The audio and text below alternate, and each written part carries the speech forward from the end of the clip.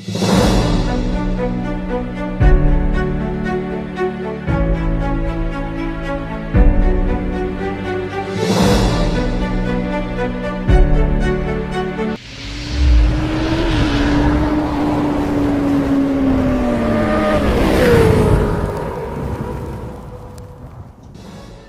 की most popular commuter bike Honda SP125 को आज कौन नहीं जानता। 2023 में भी नई होंडा SP125 का जलवा उसी तरह से अभी भी बरकरार है जो पहले था और आज भी भारत की सबसे ज़्यादा बिकने वाली बाइक यह बनी हुई है। देखने में यह बाइक काफ़ी प्रीमियम और स्टाइलिश लगती है। चूँकि यह बाइक फीचर्स पैक बाइक है इसलिए तकरीबन हर वर्ग को पसंद आती है। मैं देव होंडा सिवान को बाइक्स रिव्यू की परमिशन देने के लिए धन्यवाद देना चाहूँगा। तो आइए इस बाइक की मैं आपको कंप्लीट रिव्यू देता हूं और वीडियो के अंत में अपना ओपिनियन भी दूंगा कि आपको क्या सचमुच 2023 में होंडा SP125 लेनी चाहिए या नहीं। तो हेलो दोस्तों, मेरा नाम अमित है और स्वागत करता हूं आपका अपने मोटो ब्लॉग चैनल ब्लॉग्स टाइम में एक बार फिर से। तो चलिए दोस्तों, वीडियो को फटाफट स्टार्ट करते हैं।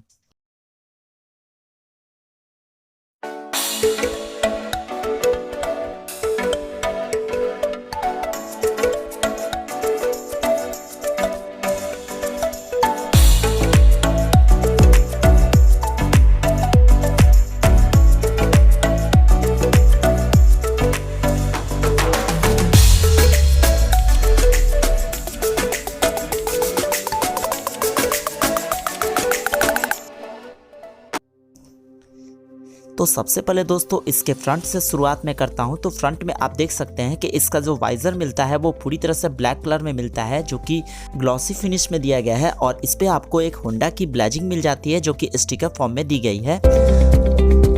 अब इसके हेडलाइट की बात की जाए तो इसमें आपको फुली LED का सेटअप मिल जाता है जिससे आपको किसी भी तरह की फोकसिंग में शिकायत नहीं मिलने वाली। हालांकि इसमें DRL की कमी आपको जरूर महसूस होगी। अब दोस्तों इसके टर्न इंडिकेटर्स की बात की जाए तो होंडा SP125 में हैलोजन बल्ब के रूप में टर्न इंडिकेटर्स मिल जाते हैं जो कि काफ़ी शार्प दिखते हैं। इसके हेडलाइट के नीचे माउंटर दिया गया है जहाँ पे आप अपने नंबर प्लेट को लगा सकते हैं। सेंस या पर्ल सायरन ब्लू है इसलिए इस बाइक का लेफ्ट और राइट साइड का वाइजर का बैकग्राउंड भी ब्लू में दिया गया है जिस पर आप सिल्वर और रेड में स्ट्रिप्स देख सकते हैं। कुछ इस तरह के ग्राफिक्स आपको इसमें मिल जाता है। इस बाइक का फ्रंट मडगार्ड आपको 12 कलर में दिया गया है जो आगे से ब्लू और पीछे से मैट ब्लैक में है। यह प्लास्टिक फॉर्म में दिया गया है। इसके फ्रंट सस्पेंशन की बात की जाए तो इसमें आपको टेलीस्कोपिक टाइप का सस्पेंशन देखने को मिल जाता है जिसपे दोनों ही साइड से रिफ्लेक्टर दिए गए हैं। अब इसके ब्रेकिंग की बात की जाए तो इसमें आपको डिस्क और ड्रम दोनों ही ऑप्शन मिल जाता है। चूँकि ये डिस्क वेरिएंट है जिसमें आपको 240 mm का फ्रंट व्हील में डिस्क दिया जाता है। साथ ही साथ इस बाइक में आपको CBS भी दिया गया है जिसके अनुसार आगे व पीछे दोनों ही ब्रेक्स एक साथ लगते हैं जिससे बाइक स्किड नहीं करती। अब इसके फ्रंट व्हील की बात की जाए तो इस बाइक में आपको 18 इंच का एलॉय व्हील देखने को मिल जाता है जिसमें 80/100/18 साइज की ट्यूबलेस टायर दी गई है। साथ ही साथ दोस्तों इसके रियर सस्पेंशन की बात की जाए तो यहाँ पे आपको हाइड्रोलिक टाइप का सस्पेंशन देखने को मिल जाता है जो कि रेड कलर में दिया गया है। और ब्रेकिंग की बात की जाए तो यहाँ पे आपको 130 mm का ड्रम ब्रेक दिया गया है। अब दोस्तों इसके रियर व्हील की बात की जाए तो इसमें आपको 18 इंच की एलॉय व्हील देखने को मिल जाता है जिसमें सेम साइज 80/100/18 वाले ट्यूबलेस टायर को दिया गया है। हालांकि होंडा को यहाँ पर कम से कम 90 सेक्शन वाले टायर देने चाहिए क्योंकि 125 सीसी की सेगमेंट में बहुत सारी बाइक कंपनियां 90 या 100 सेक्शन के टायर यूज़ करती हैं, लेकिन होंडा ने माइलेज को ध्यान में रखते हुए इस टायर का यूज़ किया है। अब दोस्तों इस बाइक के राइट साइड के प्रोफाइल की बात की जाए तो यहाँ पे आप देख सकते हैं कि टैंक के ऊपर दोनों ही साइड से काउल दिया गया है जो कि काफ़ी खूबसूरत इस बाइक को बना देता है। और इसके ऊपर होंडा की एक 3D में लोगो दी गई है और इस पे ग्राफिक्स भी काफ़ी दमदार दिए गए हैं जो कि आप देख सकते हैं कि सिल्वर कलर में, जो कि वाइट कलर भी कहा जा सकता है, और रेड कलर में कुछ इस तरह के ग्राफिक्स आपको दिए गए हैं जो कि टेल सेक्शन तक जाता है। और यहाँ पे आपको मिड फ्रेम में आपको यहाँ पे SP125 की एक स्टिकर दी गई है और यहाँ पे ESP की एक स्टिकर दी गई है। अब इसके टेल सेक्शन की बात की जाए तो दोस्तों आप यहाँ पे देख सकते हैं कि इसका जो बैकग्राउंड है वो पूरी तरह से ब्लैक कलर में दिया गया है और इसके ऊपर ब्लू और वाइट कलर में स्टिकर दिया गया है और यहाँ पे थोड़ा बहुत आपको कार्बन वर्क देखने को मिल जाता है। अब दोस्तों इसके एग्जॉस्ट की बात की जाए तो एग्जॉस्ट के ऊपर जो मफलर यूज़ किया गया है वो डुअल टोन में दिया गया है, एक मैट ब्लैक में दिया गया है और एक क्रोम वर्क में दिया गया है। हालांकि पिलियन फुटरेस्ट काफ़ी सिंपल फॉर्म में दिया गया है। नई होंडा SP125 बाइक जापानी टू व्हीलर ब्रांड की पहली भारतीय BS6 बाइक है। इस प्रकार यह फ्यूल इंजेक्शन सिस्टम से लैस है। एनहांस्ड स्मार्ट पावर के साथ यह बाइक 124 सीसी के single cylinder air cooled motor के साथ है जो 7500 RPM पे 10.7 HP की पिक पावर और 6000 पे मैक्सिमम 10.9 mm के टॉर्क का प्रोडक्शन करता है। इंजन को 5 स्पीड ट्रांसमिशन के साथ जोड़ा गया है। Fuel injection, silent start and enhanced smart power system से इस BS6 कंप्लेंट बाइक को फ़ायदा मिल रहा है। कैरेक्टर की बात करें तो इंजन कम या मिड दूरी के लिए है। तीसरे गियर पे 30 किलोमीटर पर आवर के साथ चल सकता है, जबकि fourth gear 40 kilometre per hour से ऊपर के लिए अच्छा है। फिफ्थ गियर हाईवे क्रूजिंग के लिए परफेक्ट है। बाइक पे 90 kg के वजन के साथ को मैक्सिमम 107 किलोमीटर पर आवर की रफ्तार से राइड किया जा सकता है। SP125 के अन्य स्पेसिफिकेशन में ACG के साथ साइलेंट स्टार्ट भी शामिल है। अब इस बाइक के लेफ़्ट प्रोफाइल को भी आप देख लो। लेफ़्ट प्रोफाइल भी बिल्कुल राइट प्रोफाइल की तरह ही है। यहाँ भी ग्राफिक्स कुछ उसी तरह के मिल जाते हैं। होंडा SP125 में चैन स्पॉकेट को पूरी तरह से कवर किया गया है और ये प्लास्टिक फॉर्म में है और अच्छी बात है, प्लास्टिक फॉर्म में दिया है तो कम से कम इसमें जंक नहीं लगेगा। इस बाइक के साइड गार्ड की बात करें दोस्तों तो काफ़ी अच्छा दिया हुआ है। हालांकि ये भी प्लास्टिक फॉर्म में है और केवल फ्रेमिंग लोहे का दिया हुआ है, लेकिन लेडीज़ के लिए अच्छा दिया गया है। और साथ ही साथ यहाँ पे की होल दिया हुआ है जहाँ से आप इसके सीट को ओपन कर सकते हैं। अब दोस्तों इसके टेल लाइट की बात की जाए तो टेल लाइट भी काफ़ी अच्छा लगता है इसका।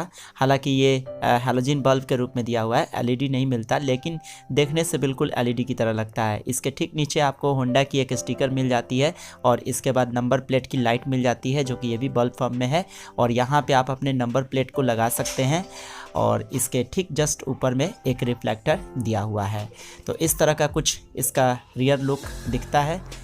अब मैं दोस्तों इसके ग्रैब रेल को दिखाता हूँ। ग्रैब रेल भी काफ़ी स्ट्रॉन्ग और अच्छी फीलिंग आती है इसे टच करने में। हालांकि पहले के मॉडल में ये रबराइज्ड रहता था। और सीट की बात अगर करें तो सीट भी काफ़ी अच्छा है, इसकी कुशनिंग मुझे अच्छी लगी। हालांकि बहुत ज़्यादा सॉफ्ट भी नहीं कहा जा सकता और बहुत ज़्यादा हार्ड भी नहीं कहा जा सकता।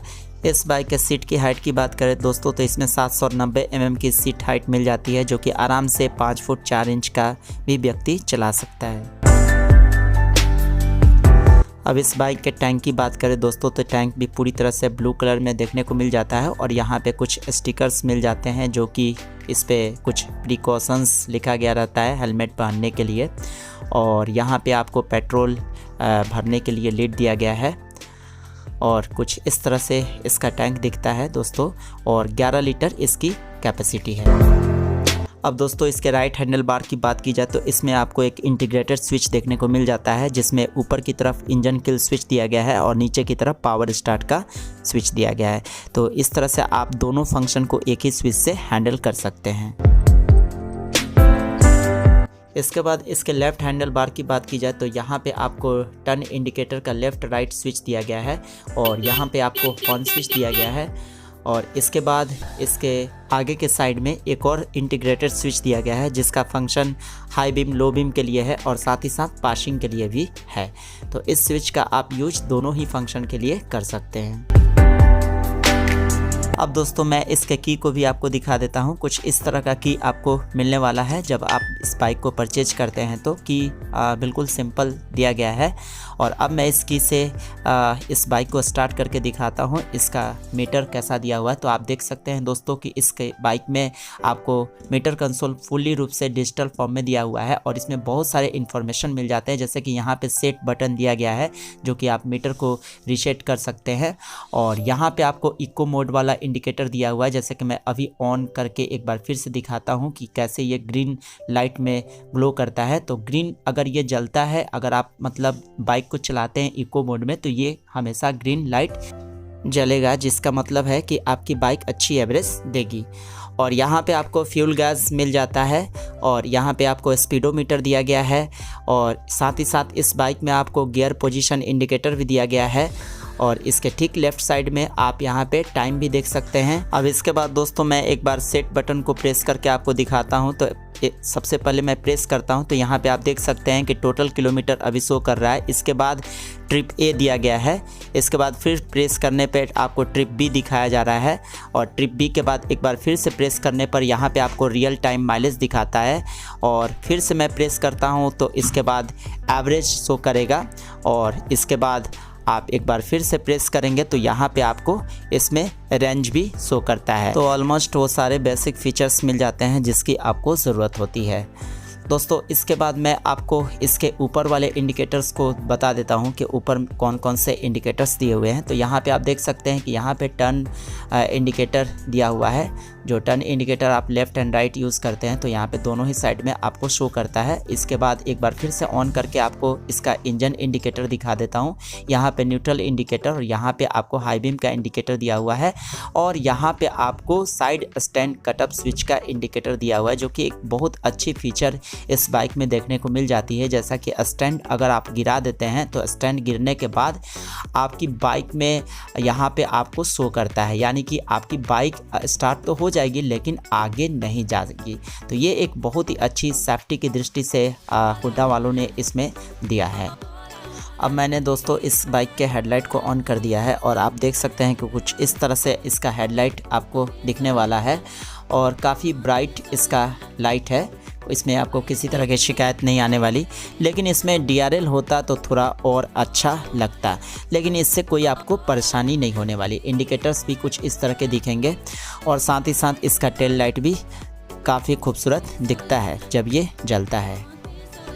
अब दोस्तों माइलेज की बात की जाए तो इसमें आपको बिल्कुल आराम से 65 की माइलेज मिल जाएगी, क्योंकि इस बाइक को मैं 2020 से यूज़ कर रहा हूं और साथ ही साथ माइलेज को मैंने टेस्ट भी किया है, जिसका लिंक मैंने आई बटन पे दे दिया है। आप चाहें तो उसे देख सकते हैं।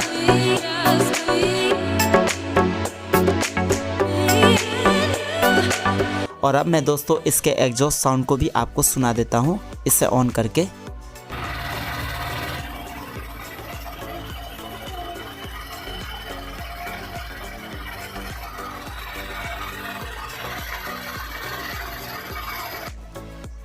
अब इसके प्राइस की बात की जाए दोस्तों तो यहाँ देव होंडा सिवान में SP 125 के डिस्क वेरिएंट की एक्सक्लूसिव शोरूम प्राइस 87,846 रुपये है और ऑन रोड प्राइस 1,04,397 रुपये रखी गई है, जबकि इसके ड्रम वेरिएंट की एक्सक्लूसिव शोरूम प्राइस 83,846 है और ऑन रोड प्राइस 99,995 रुपये रखी गई है।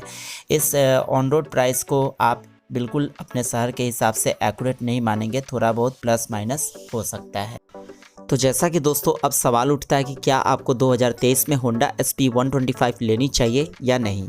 तो अगर आप मेरी ओपिनियन जानना चाहते हैं तो मैं आपको 2023 में भी इस बाइक को ज़रूर रेकमेंड करूंगा, क्योंकि इस बाइक को मैं स्वयं 2020 से यूज़ कर रहा हूं और अभी तक मेरी बाइक की परफॉर्मेंस काफ़ी अच्छी है, माइलेज भी अच्छी देती है, जिसका मैंने एक वीडियो भी बनाया है और उस वीडियो का लिंक मैं आई बटन पे दे दिया हूँ। आप चाहें तो उसे ज़रूर एक बार देखें ताकि माइलेज को लेकर सारे डाउट क्लियर हो जाए। दोस्तों देव होंडा सिवान में फाइनेंस की भी सुविधा उपलब्ध है, जहां से आप आसान किस्तों में किसी भी बाइक को ले जा सकते हैं। तो वीडियो अगर अच्छी लगी हो तो प्लीज़ इसे लाइक करेंगे, शेयर करेंगे और साथ ही साथ जो लोग अभी तक मेरे इस चैनल पर नए हैं तो प्लीज़ सब्सक्राइब करेंगे। सब्सक्राइब करने के लिए बेल आइकन को जरूर प्रेस करेंगे ताकि आपको मेरे हर वीडियोज़ के नोटिफिकेशन मिलता रहे। तो मिलते हैं अगले वीडियो में फिर से किसी नए ब्लॉग के साथ, तब तक के लिए आप सभी को नमस्कार।